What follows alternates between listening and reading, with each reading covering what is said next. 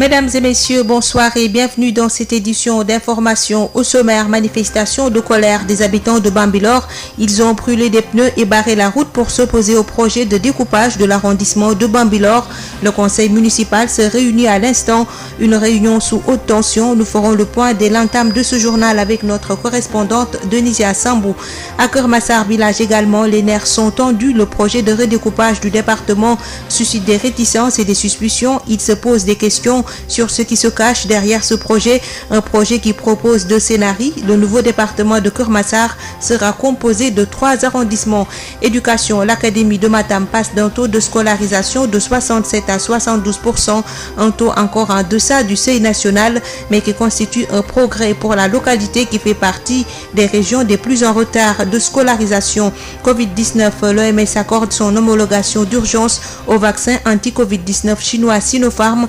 Le vaccin Sinopharm est le premier vaccin chinois à recevoir le feu vert de l'Organisation mondiale de la santé. À suivre également le sport et l'économie pour compléter cette édition mise en onde par Papa Abdoulaye.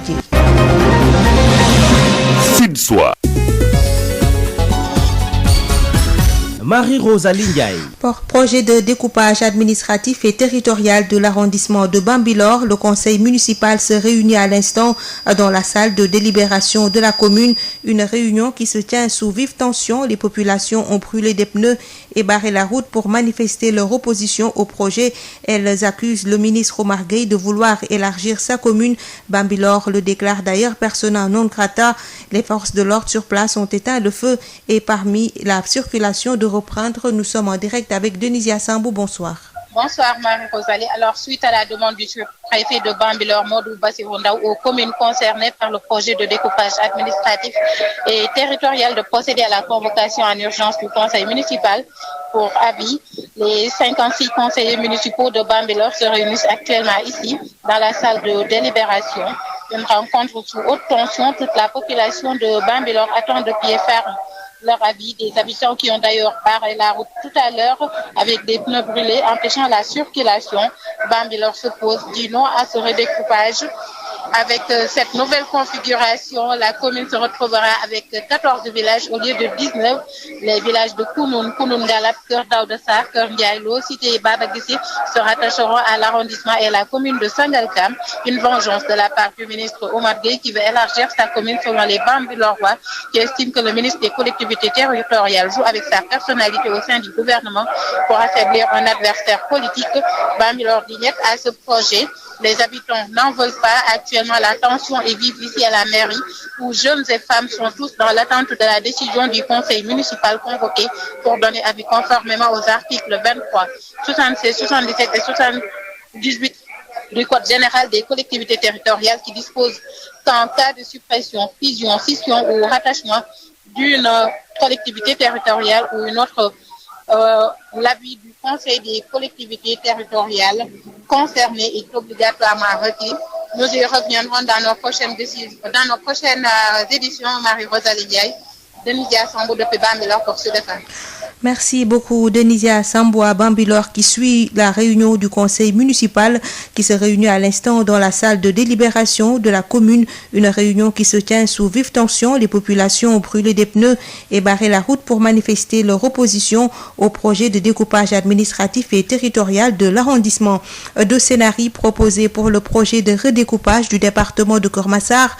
Le nouveau département va avoir 3 arrondissements avec le rattachement de Yaraï et la création de la nouvelle commune de Aïnoumadi, grincement de dents au niveau de Kermassar village qui risque d'être séparé en 2 entités. Pour certains acteurs, cela va régler des incohérences sur la délimitation des communes notées dans cette zone, mais il se pose des questions sur ce qui se cache derrière ce projet.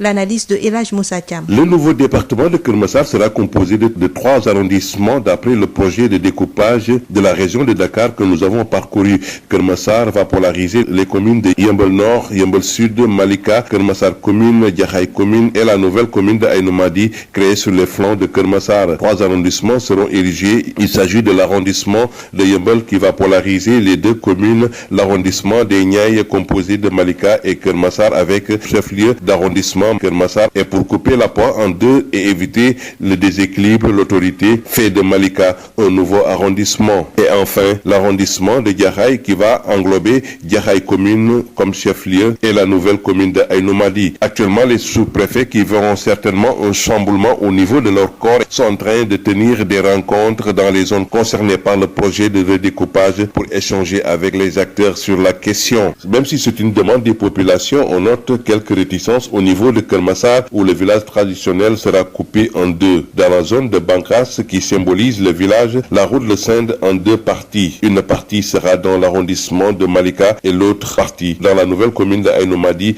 qui sort des entrailles de Keur Massar. Une situation entraînant certainement la disparition du village de Keur Massar. Pour les acteurs politiques interpellés sur le projet, Ousmane Diop de Pastef estime que cela va apporter une clarté entre les communes qui jadis a toujours constitué un problème. Actuellement, on est en train de chercher ce qui se cache derrière ce projet. Il faut noter également qu'il y a 2 scénarios de redécoupage qui seront proposés aux acteurs. Le premier inclut Jaxaay dans le nouveau département de Keur Massar. L'autre scénario exclut complètement Jaxaay qui restera dans le département de Rufisque, mais toujours avec la proposition de Keur Massar comme chef-lieu de département. Banlieue dakaroise, El Hadj Moussa Thiam, Radio Sud FM. 5 départements dans la plus petite région. Pourquoi corriger les incohérences territoriales uniquement à Dakar, dans la zone du ministre Omar Gueye? Pourquoi maintenant et dans la précipitation? L'expert en décentralisation Amadou Senian craint un découpage à visée électoraliste. Il demande au chef de l'État de renoncer à ce découpage sélectif. Il est interrogé par Isseignan. Il faut rappeler que la région de Dakar a la plus petite superficie au Sénégal et malheureusement on va avoir 5 départements dans cette région avec cette décision. L'autre problème qui se pose, c'est que nous sommes tous d'accord qu'il faut corriger les incohérences territoriales comme l'avait annoncé l'acte 3, mais est-ce que ces incohérences n'existent que dans la région de Dakar? Allez à Malicounda, il y a la zone sud et la zone nord. Pourquoi seulement dans la région de Dakar?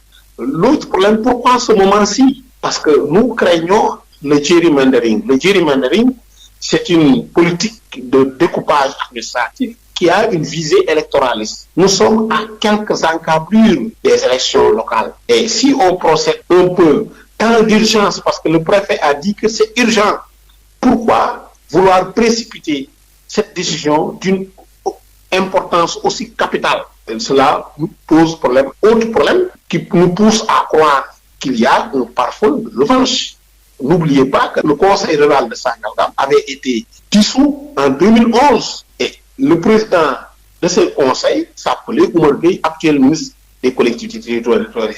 Pourquoi prendre une décision de correction des incohérences territoriales que dans la zone qui le concerne, alors que nous savons que ce même problème existe entre Passy et Ndiaffate dans le département de Linguère et partout ailleurs au Sénégal. Oui, nous sommes d'accord pour la correction des incohérences territoriales, mais on se pose des questions légitimes. On doit prendre le temps qu'il faut, impliquer les acteurs concernés, pas que seulement les conseils municipaux, mais si on veut détacher une bonne partie du territoire d'une commune, où il y a des populations qui sont déjà habituées, qui sont liées à cette zone économiquement, socialement, historiquement et culturellement, et les rattacher dans une autre commune, et sans pour autant prendre leur avis, il y a véritablement problème et nous demandons au président de la République de surseoir à cela. Nous sommes tous d'accord avec lui qu'il faut corriger les incohérences territoriales, mais cette décision doit se faire de façon globale sur l'ensemble du territoire national. Sud FM, l'info, c'est ici. Éducation, le taux de scolarisation dans l'académie de Matam grimpe à 71%, mais reste encore en dessous du seuil national. Des performances soulignées lors de la cérémonie de présentation de la revue annuelle de l'éducation tenue à la gouvernance pour l'année scolaire 2021. L'académie pourra compter sur une enveloppe de 17 milliards, soit 1 milliard de plus par rapport à 2020. Abdourahmane Diène. L'académie de Matam a présenté ce matin sa revue annuelle devant les acteurs du secteur de l'éducation régionale. Cette assise expertise présidée par l'adjoint au gouverneur a ravi l'inspecteur d'académie de par son déroulement. La revue est un moment de bilan. On fait le bilan des indicateurs et des résultats. Et aussi, on planifie à travers le PTA l'ensemble des actions que nous devons mener. Nous avons pu noter aussi beaucoup d'avancements sur nos indicateurs, surtout sur les indicateurs d'efficacité interne. Et dans ce concert des résultats probants, le taux de scolarisation figure en bonne place, même s'il est en dessous du seuil national, précise Mbaye Babou. Le taux de scolarisation a progressé, surtout pour l'élémentaire. Comme vous le savez, Matam fait partie des régions en retard de scolarisation. Et on a eu à dérouler un plan d'accélération de la scolarisation qui commence à donner ses fruits. On est passé de 67,2 vers 72% pour le taux.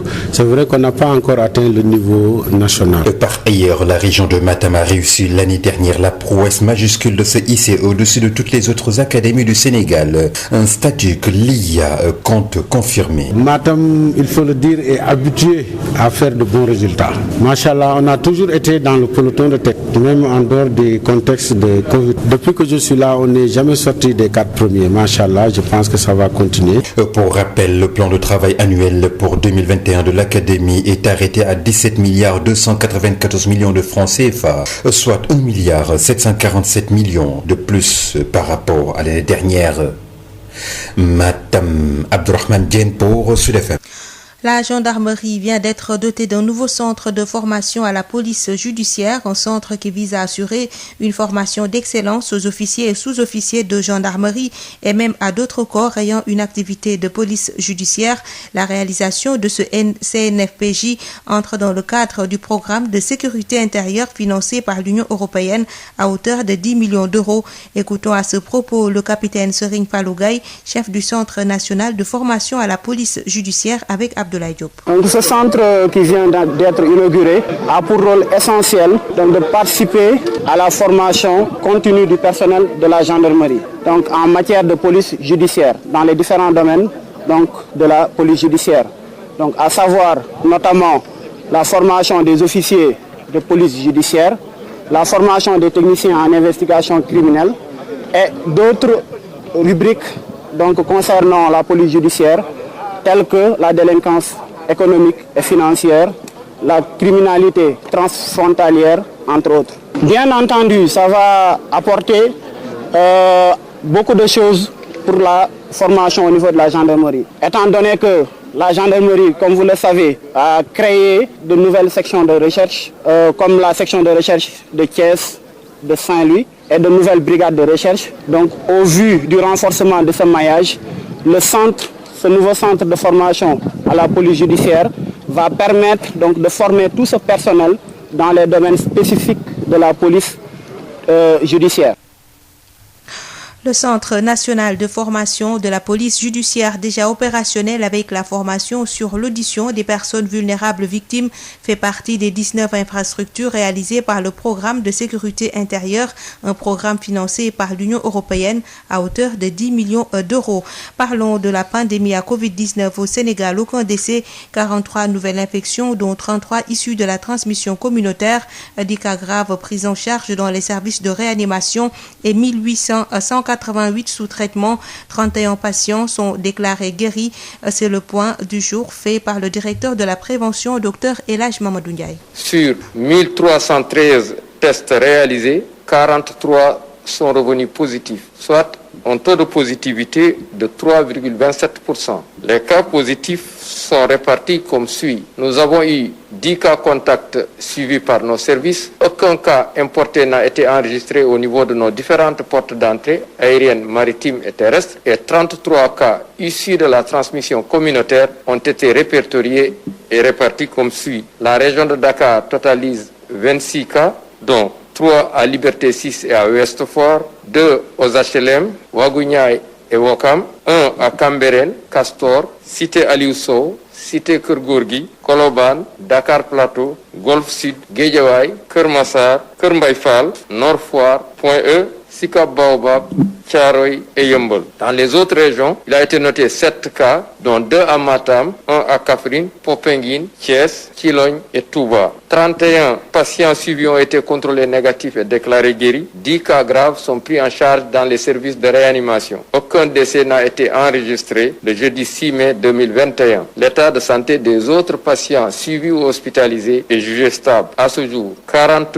621 cas ont été déclarés positifs, dont 39 316 guéris, 1116 décédés et donc 188 patients encore sous traitement. Le ministère de la Santé et de l'Action sociale informe par ailleurs que depuis le début de la campagne de vaccination contre la COVID-19, 423 451 personnes ont été vaccinées sur l'étendue du territoire national. Sud FM vous transporte partout au Sénégal et dans le monde.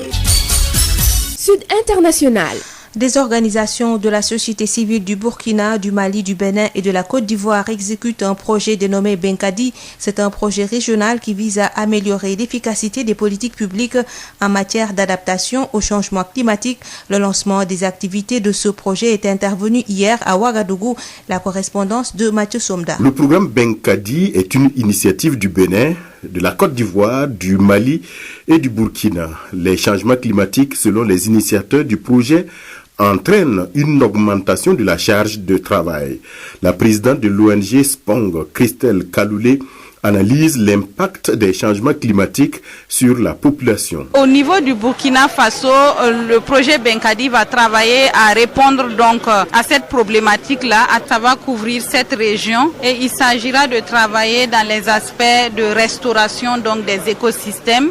Il s'agira également de travailler sur les politiques publiques afin de s'assurer qu'il y a un suivi qui est fait et nous travaillons donc à faire entendre la voix de la société civile. Parce que nous savons que les effets des changements climatiques affectent plus les personnes vulnérables. Par exemple, les femmes sont plus touchées du fait même de la raréfaction des ressources en eau. Par exemple, la charge de travail devient plus importante pour les femmes. Il y a les personnes vivant avec un handicap qui deviennent également plus vulnérables. Donc c'est tout un travail qui sera fait dans ce sens. En plus également d'améliorer l'accès aux énergies renouvelables. Pour la réduction des émissions des gaz à effet de serre, le Burkina a signé plusieurs accords au niveau international. Le financement du programme Benkadi qui s'exécute sur 5 ans est assuré par les Pays-Bas à hauteur de 14 milliards de francs en CFA.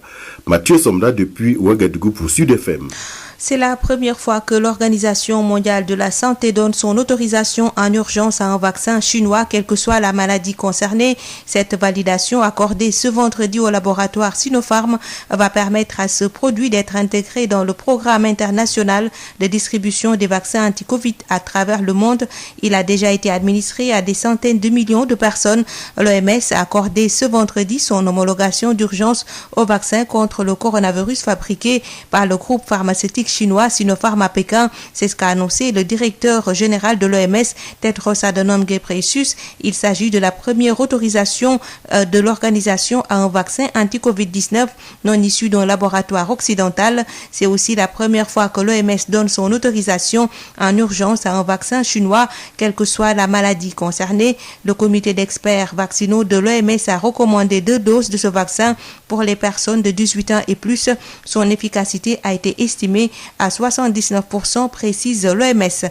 Le président français Emmanuel Macron a appelé ce vendredi les anglo-saxons à arrêter de bloquer les exportations de vaccins et des ingrédients nécessaires pour les produire, ce qui permettrait de renforcer la solidarité vaccinale mondiale. La page des sports avec la 15e journée de la Ligue 1 qui présente de belles affiches avec l'attraction du derby mbourois, Diambar face à Mbour Petite Côte, le choc Jaraaf contre Dakar Sacré-Cœur. Les détails avec Odile Minkilan. Diambar, Mbour Petite Côte, c'est l'une des affiches les plus attendues de cette 15e journée de la Ligue 1. Le derby mbourois qui oppose ce samedi les académiciens de Saly, 5e au classement, aux Pélicans de la Petite Côte, premier non relégable. Un choc revanche pour Mbour Petite Côte renversé à l'aller par 2-1. L'actuel leader de la Ligue 1, l'AS Pikine, qui a battu hier en match retard le Jaraaf de Dakar, se déplace au stade de Mbao pour faire face à l'Union sportive de Gorée avant-dernière. L'AS Douanes, actuellement au pied du podium, reçoit la lanterne rouge NGB. Les Galactiques de Niary Tally à la recherche d'une bonne voie pour sortir de cette zone rouge. D'ailleurs, lors de la première journée de la phase retour le week-end dernier, ils ont enregistré 1 point après avoir tenu en échec les académiciens de Saly 2 buts partout. Le Jaraaf de Dakar va essayer de renouer avec une victoire ce dimanche face à Dakar Sacré-Cœur après la défaite enregistrée contre l'AS Pikine. Une mission qui ne sera pas facile pour les Médinois, puisque les Dakarois de Sacré-Cœur, eux aussi, sont à la recherche de points afin de retourner sur le podium. D'ailleurs, les Rufisquois qu'ils ont battus hier en match retard de la 8e journée accueillent les Thiessois du CNEPS. Teungueth FC va certainement jouer sa finale face au CNEPS pour retrouver sa place de leader. Le Casa Sport, victorieux lors de la 14e journée devant Teungueth FC, sera à Louga pour y défier le Ndiambour. Les Ndiambour, 11e au classement. Stade de Mbour et Génération Foot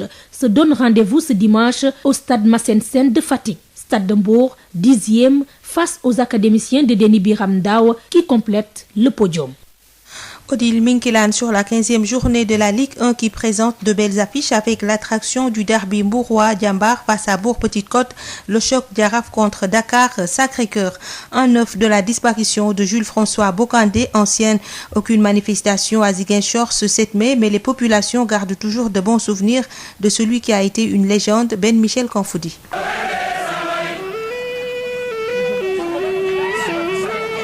C'est le 7 mai 2012 qu'il a rendu l'âme à Metz, ville qui abrite le club où il a atteint le summum du professionnalisme en terminant meilleur buteur du championnat professionnel français. 9 années sont passées, mais Jules François Bertrand Bocandé reste toujours dans le cœur des Sénégalais, particulièrement dans celui des Ziguinchorois. Nous sommes fiers en tout cas, nous sommes fiers d'avoir un lion, je peux dire, comme Jules François Bocandé vraiment. Les souvenirs de l'accueil de sa dépouille sont encore frais dans la mémoire d'Ibrahima Kébé croisé à l'hôtel de ville de Ziguinchor. C'est un homme qui a tout fait pour notre cher pays. L'accueil ici lors de son décès a été plein d'émotions et je pense qu'il avait bien mérité ce type d'hommage. Car tout le Sénégal était sorti pour l'accueillir ici dans sa chère Casamance. Il sera toujours gravé dans nos cœurs à jamais. Youssouf Sané a côtoyé l'homme et il garde toujours des souvenirs de sa maille.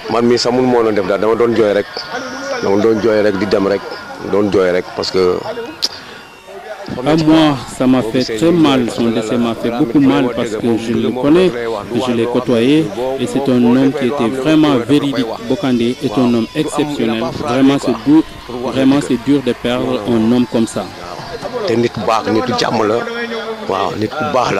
Aujourd'hui, beaucoup de Ziguinchorois pensent que la mémoire de Bocandé n'a pas encore la place qu'elle mérite. À chaque fois, je me dis que bon, da ci baax ñu leen di delloo njukkal à chaque fois waaw leen di rendre hommage parce que gens yu ñu mel moom am ko jafe na mais surtout toutefois ñu am ko ci baax ñu leen di fàttaliku. Les autorités aujourd'hui ils ont oublié Jules François Bocandé. Qu'est-ce que le Casa Sport a fait pour Jules après ça bon qu'est-ce qu'il a fait? Est-ce qu'il a construit un centre voilà un monument il dit aujourd'hui voici le monument de Jules François Bocandé. On construit un monument, voici, comme les autres font à l'extérieur.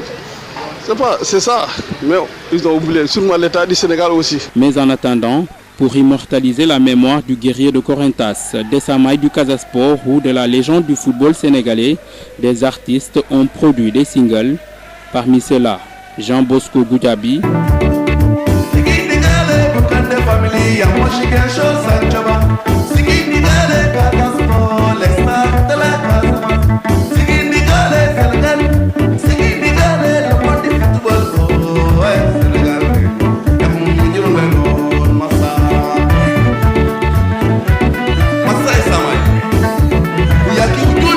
et Tamayo Dien alias Siste Tamayo.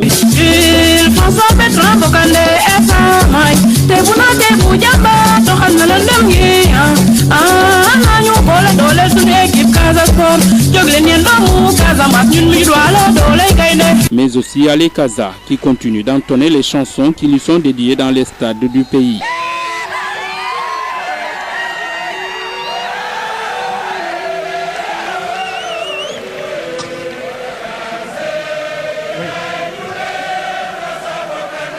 Bokandé repose depuis 9 ans au cimetière mixte de Santhiaba où musulmans et chrétiens se côtoient, une place qui symbolise aussi l'unanimité que cet homme a pu faire lors de son décès. Ben Michel Kanfoudi, Ziguinchor, Sud FM.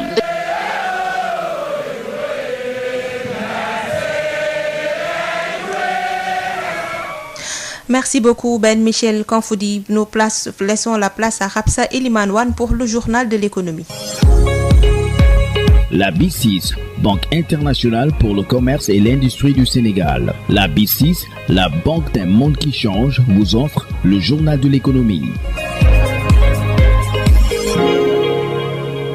Bonjour. La promotion de l'adoption de l'agriculture biologique en Afrique et dans le monde, le partage des connaissances techniques et méthodologiques agricoles adaptées aux différents contextes africains, tels sont entre autres les objectifs de l'atelier sous-régional de planification annuelle du pôle de connaissances en agriculture biologique en Afrique de l'Ouest qui se tient à Saly, Portudal. Pour plus d'explications, voici Mariam Sow. Elle est la présidente du réseau ENDA Tiers Monde. Elle est avec Moustapha Sall. Au Sénégal et aussi au niveau de la sous-région depuis plusieurs années, des organisations paysannes, des ONG, depuis longtemps ont senti en tout cas notre système de production qui vraiment détériore notre modèle de vie. Et ces organisations se sont engagées sur le terrain à accompagner des producteurs, à les renforcer au niveau organisationnel. Et aujourd'hui, on se trouve ici 3 organisations, 2 ONG que sont ENDA Pronat et Agricole Afrique, la Fédération nationale des producteurs écologiques et biologiques. Après nos expérimentations avec l'appui de la GIZ, essayer un peu de valoriser davantage les connaissances endogènes que les populations ont eu à mettre à la disposition de leurs propres expérimentations. Mais en même temps aussi, avec l'accompagnement des scientifiques, c'est comment arriver à valoriser ces connaissances pour essayer de voir comment améliorer nos méthodes de formation au niveau de ces organisations ou au niveau de certaines écoles ou de certains centres de formation, parce que de plus en plus, on sent la nécessité de changer. Donc ce changement-là est entamé aujourd'hui partout. Et cela va nous aider à capitaliser ces connaissances-là, à voir comment construire, renforcer nos modules de formation, c'est voir comment arriver à élargir la diffusion, à renforcer le réseautage. C'est un projet qui va couvrir la sous-région ouest africaine, mais pour l'instant qui est en expérimentation ici au Sénégal avec le Mali, le Bénin, la Gambie et le Nigeria. C'est un pôle de connaissances qui est aussi en expérimentation ou même déjà réalisé en Afrique de l'Est, du Sud, Afrique centrale et Afrique du Nord et au Sénégal, Afrique de l'Ouest. C'en est tout pour le journal de l'économie. Merci de votre fidélité. La B6, Banque internationale pour le commerce et l'industrie du Sénégal. La B6, la banque d'un monde qui change, vous a offert le journal de l'économie.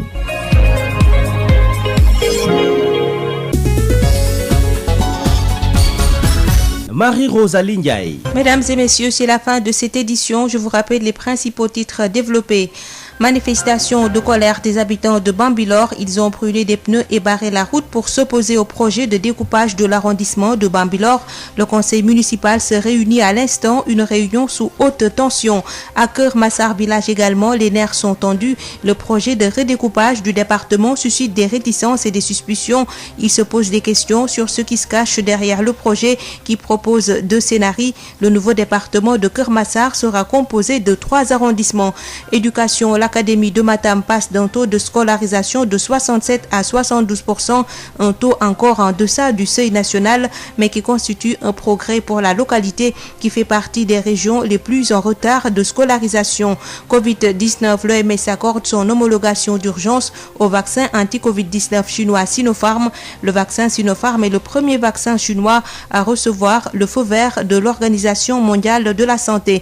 Le sport et l'économie ont complété cette édition mise en onde par Papa Abdoulaye Dieye. Merci de nous avoir suivis. Tout de suite, la page Ramadan qui sera suivie de la chronique Sud Éducation et du journal de la culture.